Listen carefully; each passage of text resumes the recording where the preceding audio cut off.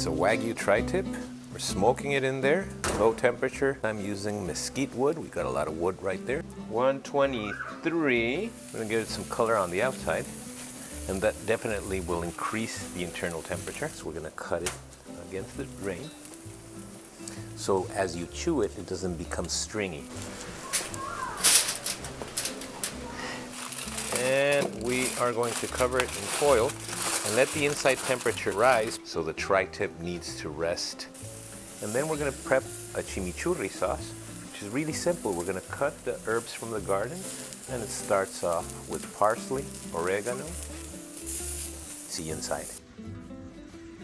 So for the tri-tip, there's a great, beautiful chimichurri we're gonna make out of parsley that we just cut from the garden, fresh oregano, garlic, the juice of a lime, olive oil, salt and pepper, some chili flakes. All right.